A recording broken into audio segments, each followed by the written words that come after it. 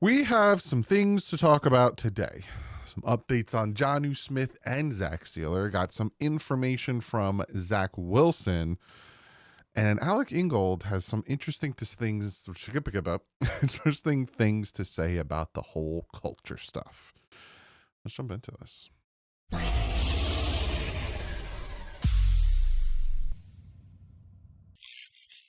What is up, Finn fans? Hope you're having a fantastic Tuesday. We still got a long way to go. Long way to go before we get to training camp. Hopefully next week we find out. No, actually, hopefully this week. I think maybe by the end of the week or early next week, we'll find out what the training camp days are, so I can give you exact days that I will be down in Miami. In case you're like, hey, I'm thinking about going to training camp as well. You want to meet up? I might do a meet and greet or something at the entrance or whatever, just to say hi to people and take pictures and get you in the vlog, whatever. But yeah, if you didn't check out yesterday's video, it was the first episode of the camp position battles, which I always love doing. I think Friday is going to be either tomorrow or Friday. I haven't decided yet.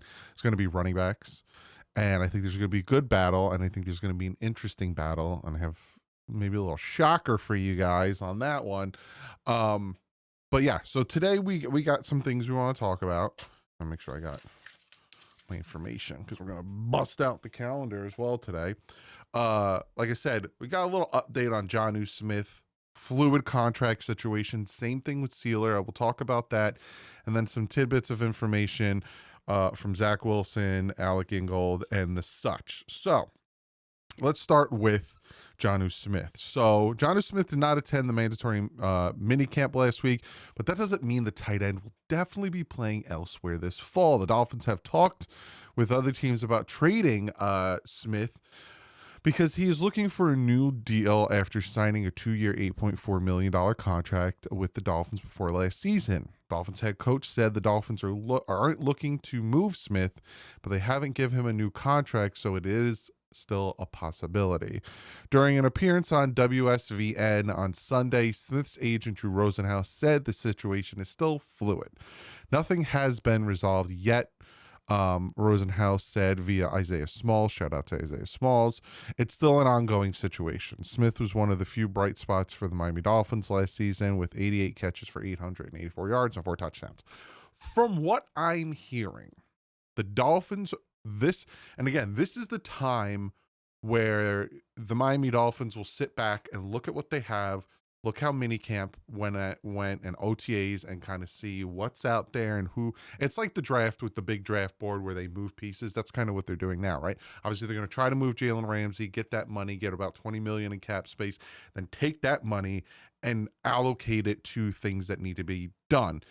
And I've said this time and time again where certain players, if you give extensions, and I'm not talking about restructuring, but you give extensions, you can get some type of cap space, not a lot, this year. And from what I'm hearing, the Miami Dolphins want to give Sealer and Jonnu an extension. And those are two guys that they're going to be working on. Sealer more than Jonnu, right? Sealer is the priority right now. And from what I'm hearing, I've talked about this time and time again, and some people have asked me in live streams and stuff and in comment sections, do you see Sealer sitting out? No. After signing his first contract, after we, claimed him off of the Baltimore Ravens practice squad, that man was still living in a trailer. He's not the type of person who's going to sit out and say, I need more money, yada, yada. He's going to play, but he's still going to say, I deserve more money. So to me, from what I'm hearing, not to me, from what I'm hearing, Sealer's the most important, and then Jonnu. And then, we'll go from there. Whereas, who they go at corners, Jair Alexander, possibility. Are they good with the young guys? From what I'm hearing, they do like the young guys, but I would still want to add another guy. But again, to clarify, from what I'm hearing, getting Sealer an extension is priority, and keeping Jonnu Smith. Now, Jonnu Smith isn't as much a priority as Sealer is, but that is something that is being worked on. And like Drew Rosenhaus said, it is a very fluid situation. So good, somewhat of good news as we sit here waiting for any type of football discussion. Now, little tidbits of information. New Dolphins backup quarterback Zach Wilson threw 3 interceptions and 2 near interceptions during the 2 mini camp practices sessions last week. But Wilson offered context afterwards, what served as perspective that should ease some of the concerns about the flurry of turnovers. I am one of those people. Wilson is working on throwing how the Dolphins want him to throw, even if it leads to practice picks. When I first got here, I was trying to find completions, trying to do how I normally play ball, but here it's nowhere no, we're throwing into spaces with time and anticipation. Truly trust what they're asking the quarterback position to do. You see Tua do it all the time. You almost need to say to yourself, okay, I'm going to throw the ball with an absolute conviction, and I trust they will be where they need to be, and I'll learn from the mistakes. As I get used to it, that's almost more important to me during minicamp than trying to get completions. So essentially what he's saying is they're trying to teach him to run the style of offense that the Dolphins are running, that Quinn Ewers is running, right? It's the anticipation, it's the leading the receiver and not throwing to open guys. Throwing to open guys is going to get you in trouble and will cause interceptions. And you know, that the term spot thrower has been thrown out there. It is such a lazy take in my opinion, because if you're throwing to open guys, it's too late. Right? If you're throwing a post route and you're throwing to him when he's open, you can get bit. If you're throwing to a comeback route and you wait till the receiver looks at you when he's open, they're going to get jumped. You're throwing to an out route and you're waiting for the guy to get open instead of having the ball there when he breaks. It's not going to work. And that might be the reason why Wilson has been struggling in his career, is because he is more concentrating on finding completions and finding open guys versus trusting his receivers, which he doesn't have a lot of continuity and familiarity with these receivers, to be open and to not get jammed and not trip over their feet in these post routes, in these go routes, in these out routes, these slants, these whatever you want to say. So the Dolphins are trying to get him out of that mentality of they have to be open. Because again, in the NFL, if you throw it open, you don't get yak. Look around the NFL. Look at the best quarterbacks in the NFL. You know, you have Josh Allen, who plays backyard football, where he breaks out of the pocket and then things go awire in the backfield, well, of the defense, and then he finds somebody open because, you know, the play is disintegrated. 9 times out of 10, though, a quarterback is going to throw their guy open, aka throw to a spot. Again, it's such a lazy take, because you want to throw your guy open, right?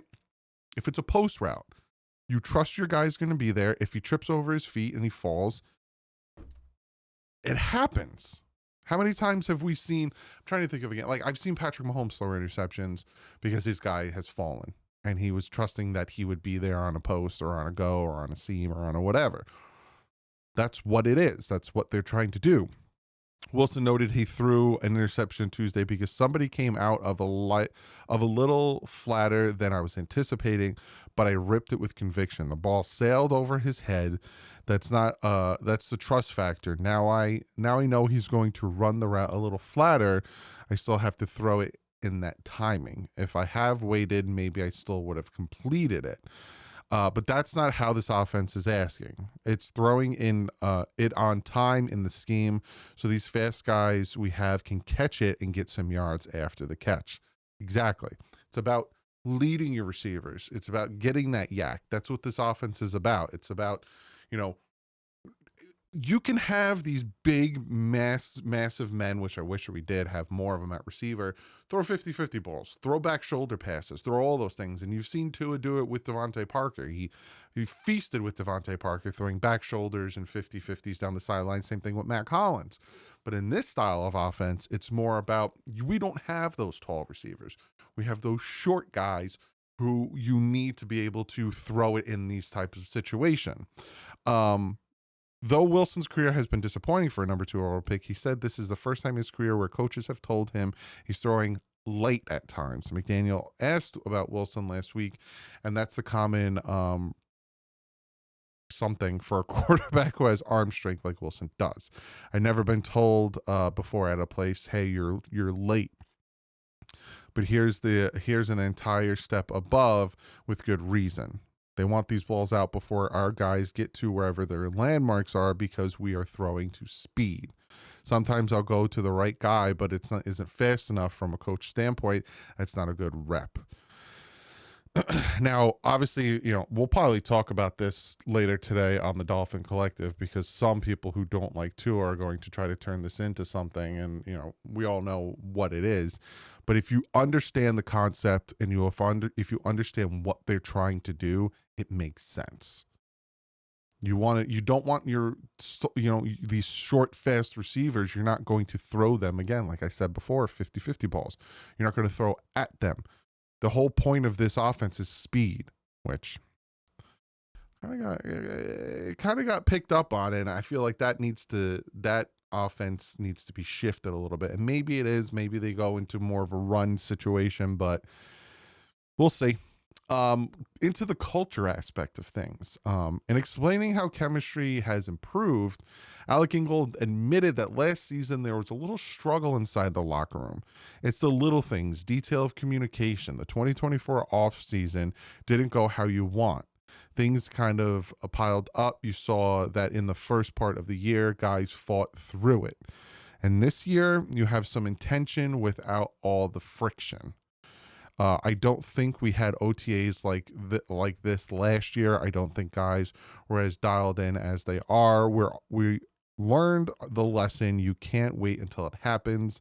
That's the change. There is no we're not going to flip or switch or figure it out. That's not how it works in this league. Ingold indicated McDaniel has set ground rules. Starts from the top, Ingold said. It has been no nonsense, players to coaches, coaches to players. Asked if there's a different vibe from when he joined the team midway through last season, linebacker Terrell Dotson said, our energy is different this year. We are moving as one. When you come to work, you've got to be serious about work. Everyone around you is depending on you to make plays.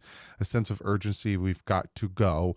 There is no waiting. We're here to work. He said, defensive coordinator Anthony Weaver is like my uncle. He's very strict, but he likes to have fun, which is very interesting. Again, I've talked about the fact that, a lot of people in that organization, especially in the locker room and the front office, like Weaver a lot. And that might be a reason why he didn't take any other job, because if things go belly up and McDaniel's out, Weaver's going to be your interim head coach and then possibly the next coach.